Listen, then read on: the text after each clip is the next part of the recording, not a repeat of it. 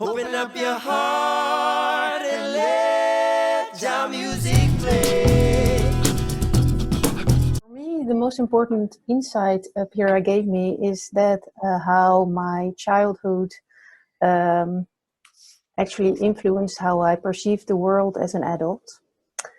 And in my case, my mother left our family when I was only 5 years old.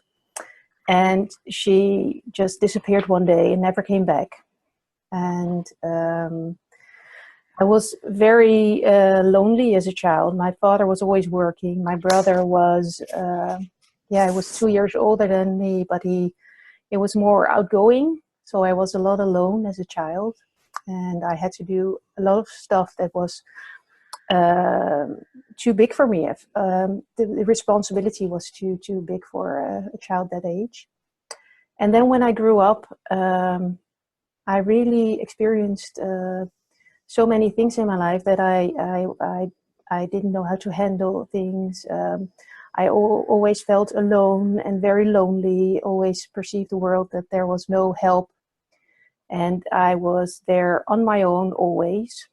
And I was actually living a life where I had a family. I had a family of my own. I had a very nice husband who was very helping, but also struggling with daily life. And then there was my brother, and there I had so many friends. But I just felt lonely, and I had the feeling that I was on my own always.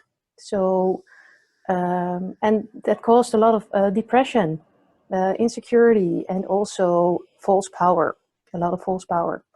And I really didn't know then that was false power. I was just very angry all the time because I was feeling stuck and alone, and nobody would help me, and I was there by myself.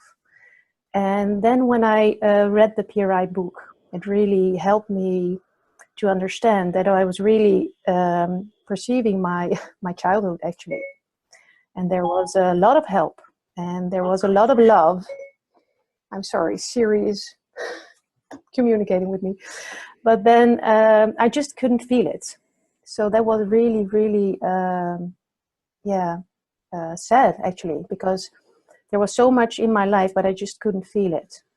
And actually through PRI, I understood how this works. And then I could start working on my perception of the here and now. And yes, that's the biggest thing that PRI and the PRI circle and the PRI theory gave me.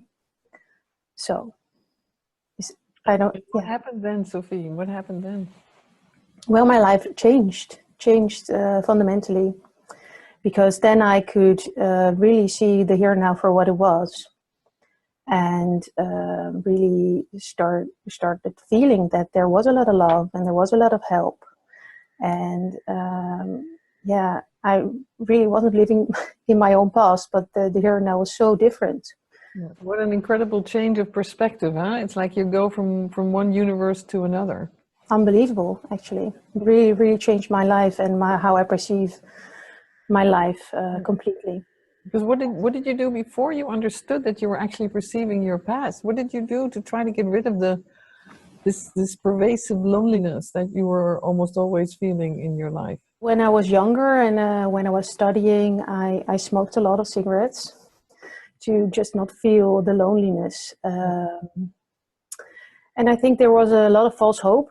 Worked very hard not to feel the loneliness. And when we had children, it was really difficult for me to really deal with the loneliness. I tried, but I struggled so much. So I did some coaching when I was younger, and some Gestalt therapy when I was in my 20s. But it helped me a little bit, but not like on a structural basis. It didn't show you that you were actually in an emotional sense. You were still living as if you were still in your past, and that never became clear until No. It's just like talking about your problems, not understanding that you're actually it's like we're in a time machine, huh? We're in a different reality. We're really in a different reality. It's incredible.